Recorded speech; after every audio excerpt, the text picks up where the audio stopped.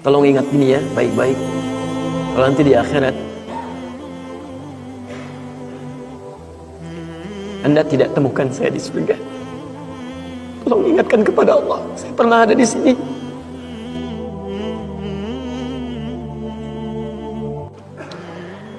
Qala Rasulullah sallallahu alaihi wasallam, bersabda Rasulullah sallallahu alaihi wasallam fi rawahu Abu Sa'id Al-Khudri, pada hadis yang diriwayatkan oleh sahabat Abu Sa'id Al-Khudri radhiyallahu taala anhu, qala, beliau menyampaikan, qala Rasulullah sallallahu alaihi wasallam bersabda, lihat kalimatnya, bima makna, lihat saya langsung ke ujung hadisnya saja karena ini cukup panjang sekali.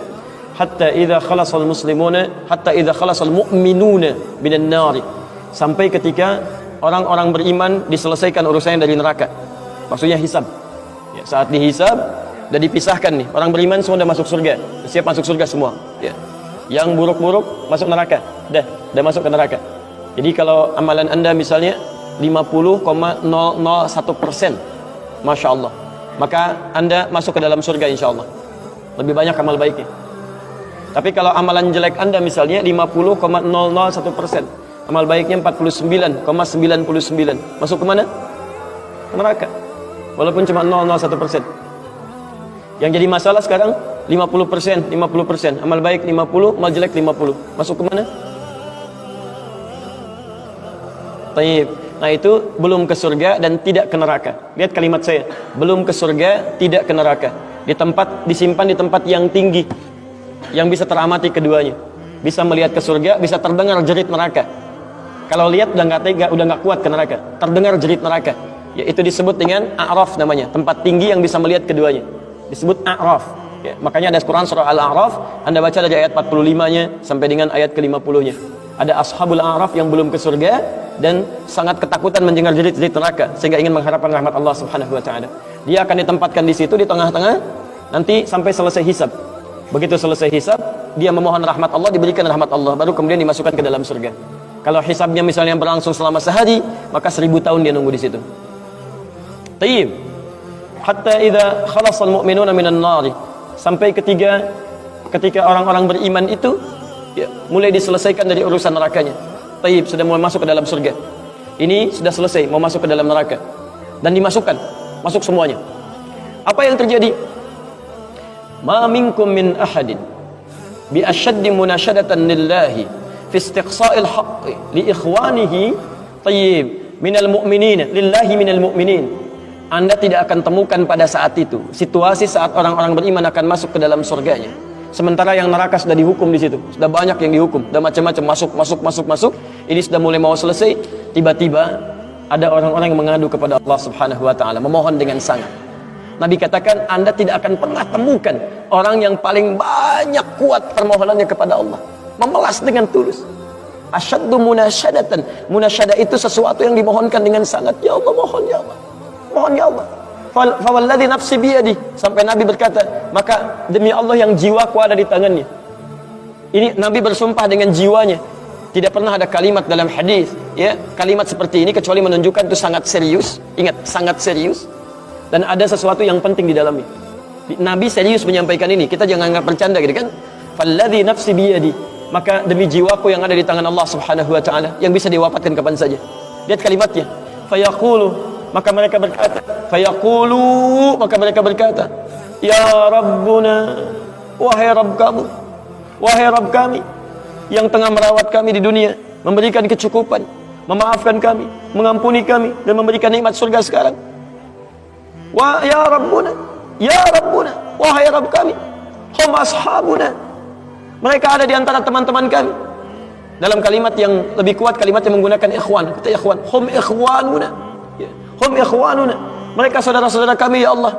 Hum yasumuna ma'ana, ada orang-orang yang berpuasa bersama kami saat di dunia. Yusalluna ma'ana, kanu yusalluna ma'ana, mereka salat bersama kami saat di dunia.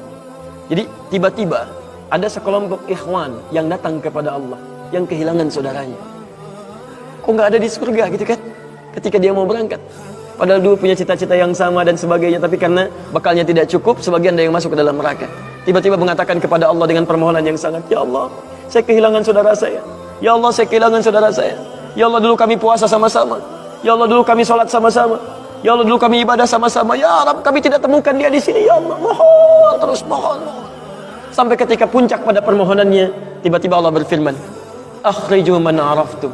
Hei para malaikat, keluarkan orang yang dikenali oleh orang-orang ini, yang disebutkan tadi.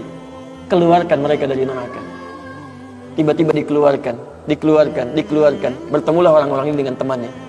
Sampai Allah kemudian dengan rahmatnya katakan lagi, akhriju man kana fi qalbihi mithqala dzarratin minal iman. Keluarkan sampai yang ada titik terkecil iman dalam hatinya, keluarkan dari neraka. Bahkan hadis ini ada di Al-Bukhari nanti, ya ada di Al-Bukhari nomor hadis ke-14, posisi paling kiri sebelah bawah, ya, tayyib. Sampai mereka kemudian dikeluarkan dalam keadaan gosong, sudah mulai terbakar habis dan dimasukkan ke dalam surga kemudian. Setelah selesai hisabnya di dalam nerakanya, dikeluarkan dari situ. Jadi ada orang-orang yang dengan syafaat temannya bisa keluar dari neraka, masuk ke dalam surga. Ada yang sama sekali tidak membantu itu, ya, dosa-dosa yang begitu besar tidak bisa keluar dan kekal dia di dalam neraka. Walaupun dia merasa beriman kepada Allah, tapi digugurkan keimanannya dengan ibadah-ibadah yang melanggar ketentuan Allah, seperti syirik dan sebagainya. Tapi poinnya adalah tiba-tiba ada segolongan teman yang memohon kepada Allah Subhanahu wa taala, ya Allah, kami puasa sama-sama, kami ibadah sama-sama, kami sholat sama-sama, ya Allah, cuman saya nggak temukan dia di sini. Itu indah. Nah, permohonan sesuatu untuk melengkapkan pada yang kurang disebut dengan syafa' namanya. Pelengkap yang kurang disebut dengan syafa'. Makanya di tarawih itu ada salat syafa'. Antum salat 11 rakaat, 2 rakaat penyempurnanya yang ke-10 disebut dengan syafa', 1 rakaat akhirnya disebut dengan witir. Ya, ada teman yang merasakan ada yang kurang nih, ya Allah, begitu saya masuk, teman saya nggak ikut, saya ingin dilengkapi dengan itu, ya Allah. Tayyib, permohonan untuk menggenapkan sesuatu yang kurang dengan sifat yang sangat memohon luar biasa, maka kalimatnya dirubah dari syafa' menjadi ditambah tak di ujungnya dengan alif di tengahnya, jadi syafa'ah. Tayyib, saya mau akhiri ya, karena ini sebenarnya tidak banyak bahasannya. Siapa orang-orang ini? Itu yang disebut dengan ikhwan. Makanya ketika ayat Qur'annya mengatakan wa kuntum ala syafa hufratin minan nari fa anqadhakum minha, dan kalian sudah ada bahkan yang sudah mau di bibir neraka itu. Karena ketika diangkat itu oleh Allah Subhanahu wa taala dengan perintahnya, ya diperintahkan oleh Allah. Tayyib, dalam bahasa hadisnya ada yang diangkat baru neraka itu masuk ke kakinya sampai ke betisnya. Ada yang sudah masuk sampai ke punggungnya, ada yang sudah ke lehernya, dan ada yang sudah tenggelam di dalamnya. Tayyib, jadi ada yang baru di bibir neraka diangkat, ada yang baru sudah mau masuk ke neraka diangkat, ada yang sudah tenggelam diangkat. Jadi macam-macam. Ya, fa asbahtum bi ni'mati ikhwana. Siapa yang bisa mengangkat itu semua? Di antaranya Allah berikan nikmat kepada Anda dengan dapatnya ikhwan-ikhwan dalam kehidupan. Cuma itu yang bisa menolong Anda di hari akhirat, teman-teman terbaik selain syafaat-syafaat yang lainnya. Ada orang mendekat kepada Al-Quran, ada orang sering bersalawat kepada Nabi, ada orang mendekat pada hukum-hukum Allah. Ada orang-orang yang belum bisa maksimal menunaikan itu semua, dia cari teman-teman yang soleh yang menunjukkan pada kebaikan-kebaikan. Bukankah sering Anda dapati seperti itu? Mungkin Anda bersahabat dengan teman yang tingkat ibadahnya jauh di atas Anda. Anda masih sibuk dengan urusan dunia, tapi masih menunaikan sholat, masih puasa, tapi karena kesibukan dunia Anda, Masya Allah, kurang bekal ibadah Anda. Tapi beruntungnya Anda dengan punya teman yang soleh, berjamaah dengan imam yang soleh, puasa dengan dia, buka sama-sama, kadang sering ikut-ikut misalnya dalam ta'limnya, dalam macam-macamnya, Masya Allah. Maka tiba-tiba ketika Anda dikenal oleh dia, diingat oleh dia, di akhirat nanti, tidak ditemukan Anda, ya Allah, dia kawan saya, ya Allah, dia teman saya, ya Allah, dia saudara saya, ya Allah. Kami pernah ta'lim sama-sama, ya Allah. Kami pernah puasa sama-sama, ya Allah. Kami pernah sholat berjamaah sama-sama, ya Allah. Mohon jangan pisahkan, ya Allah. Jangan pisahkan. Pertanyaan, sudahkah Anda punya teman seperti itu yang bisa menolong dalam kebaikan? Kalau belum temukan, cepat cari, mumpung masih hidup. Sebab kalau sudah kehidupan itu berakhir, tidak mudah untuk menemukannya. Maka pastikan di kantor Anda, teman Anda bisa membawa Anda ke surga. Pastikan di rumah Anda, pasangan hidup Anda adalah teman yang bisa membawa Anda ke surga. Pastikan di tempat kehidupan Anda, siapapun tetangga Anda, kerabat Anda, teman-teman sekolah anak Anda adalah teman yang bisa mengingatkan dan membantu Anda untuk mencari Anda bisa masuk ke dalam surga. Dan saya mohon pada Anda semuanya, tolong ingat ini ya, baik-baik. Kalau nanti di akhirat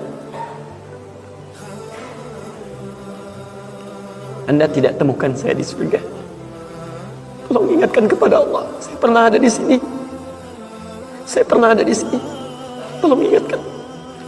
Kalau antum di akhirat nanti tidak temukan saya di surga, tolong ingatkan. Ya Allah, mohon ya Allah, Adi Hidayat pernah mengajar saya dan mengingatkan saya di sini. Ya.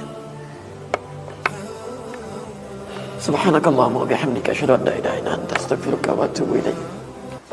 Wa akhiru da'wana alhamdulillahi rabbil alamin. Assalamualaikum warahmatullahi wabarakatuh.